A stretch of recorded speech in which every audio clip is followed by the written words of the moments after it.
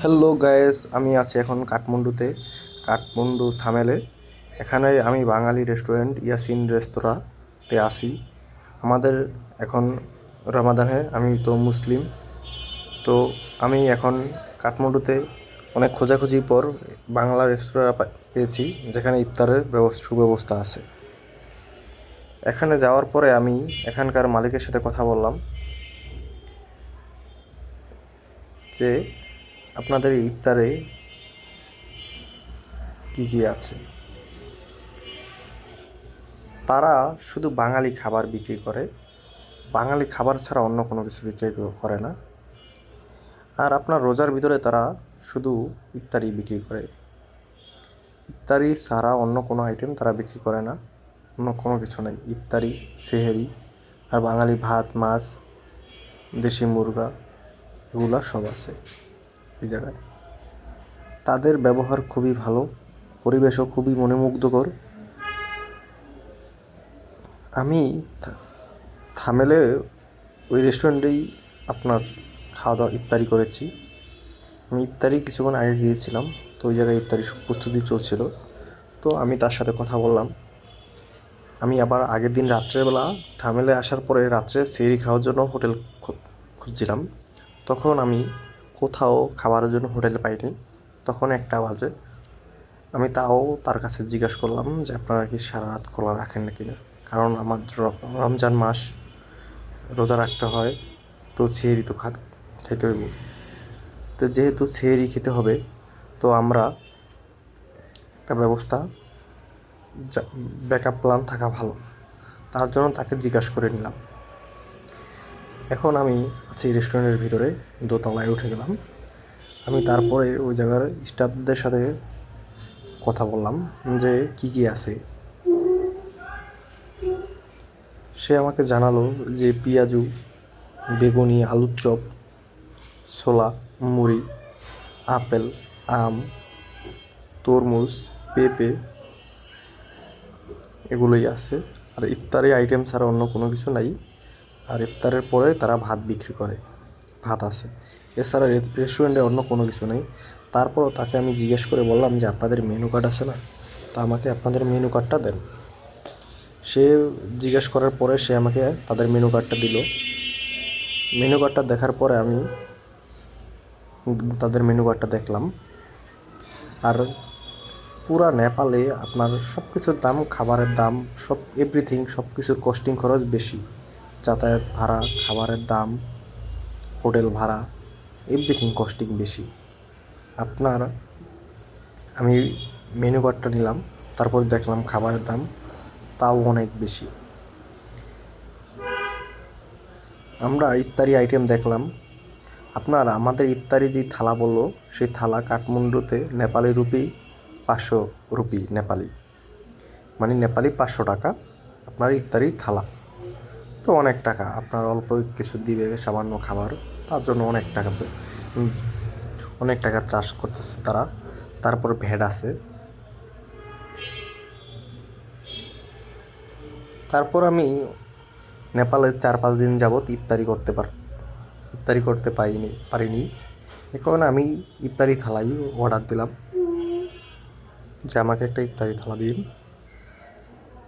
তারপর menu card নিয়ে একটু ঘাটাঘাটি করলাম যে কী আছে,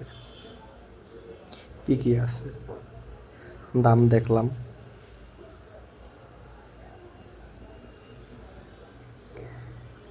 দাম দেখার পরে ভাবলাম যে আমাদের দেশে, বাংলাদেশে সব কিছুর দাম কত সস্তা।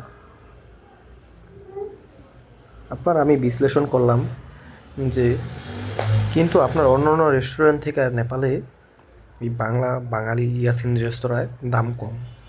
যেমন আপনার মোমো অন্য অন্য রেস্তোরাঁয় 300 টাকা, 250 টাকা, এই জায়গায় চিকেন মোমো আপনি 200 টাকায় পেয়ে যাবেন। আপনার এই জায়গায় ফ্যাসিলিটি ভালো, সার্ভিস ভালো, এভরিথিং ইটস গুড। আপনারা যদি কেউ নেপাল যান, থামেলে যান, অবশ্যই বাংলাদেশের কেউ গেলে তা আপনারা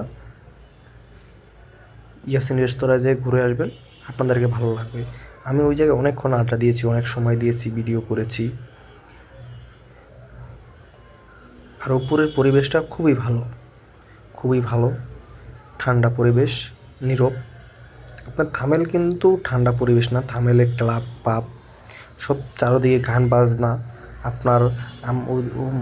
সবচেয়ে থেকে আরেকটা বড় বিষয় ওই যে দেশে কিন্তু আজানের মসজিদের কোনো সুব্যবস্থা নাই, মসজিদ নাই, আজান শোনা যায় না। আমি আপনার আজকে 4-5 দিন যাবৎ নেপালে আছি, আমি কোথাও আজান শুনতে পাইনি।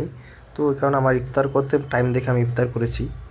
তো এই জায়গায় আপনার এই রেস্টুরেন্টের ভিতরে একমাত্র এই ইয়াসিন রেস্তোরাঁয় আপনারা এই কোরআন তেলাওয়াত শুনলাম, খুব ভালো লাগলো। আর পরিবেশটাও খুবই সুন্দর। আমার ইফতার চলে এসেছে, এই ইফতারি প্লেট 500 টাকায়। শরবতটা খুবই বাজে হয়েছে, মিঠাই আমাদের দেশের গুড়ের মিঠাই আছে না, গুড়ের মিঠাই দিয়ে শরবত, ইসবগুলের ভুসি দিয়া, শরবতটা খুবই বাজে। তারপর আপনার সব কিছু সার্ভিস মিলিয়ে খুবই বাজে হয়েছে। দাম বেশি, কস্টিং খরচ বেশি, কিছু করার নেই। এটা কলা দিয়েছে, জিলাপি দিয়েছে, আম দিয়েছে, আপেল দিয়েছে 2 পিস, তরমুজ দিয়েছে, পেঁপে দিয়েছে, আপনার পেঁয়াজি, আলুর চপ। ওই জায়গায় ফুলকপি দিয়ে একটা চপ দিয়েছিল আমাকে, আমি ফুলকপির চপ কখনোই খাইনি, ফার্স্ট টাইম ট্রাই করা, খুবই ভালো লেগেছে। বেগুনি দিয়েছে, কিছুক্ষণের ভিতরেই আমাকে ইফতারি ছোলা বুট মাখা একটা আলাদা এক্সট্রা প্লেটে আমাকে দেবে। আর কিছুক্ষণের ভিতরেই আজান দিয়ে দেবে, আজানের সময় হয়ে গেছে। আপনার যেহেতু ছোলা বুটটা আমরা দেখেছি, ছোলা বুট দেখে মনে হচ্ছে খুবই ভালো হবে, আশাবাদী খুবই ভালো হবে। যেহেতু সমস্ত লোকজন আমাদের বাঙালি স্টাফ, সবাই খুব ভালো হবে। আজান দিয়ে দিয়েছে, এর মধ্যেই খাজুর দেয়নি, তো এই কারণে আমি শরবত দিয়ে ইফতারি শুরু করলাম।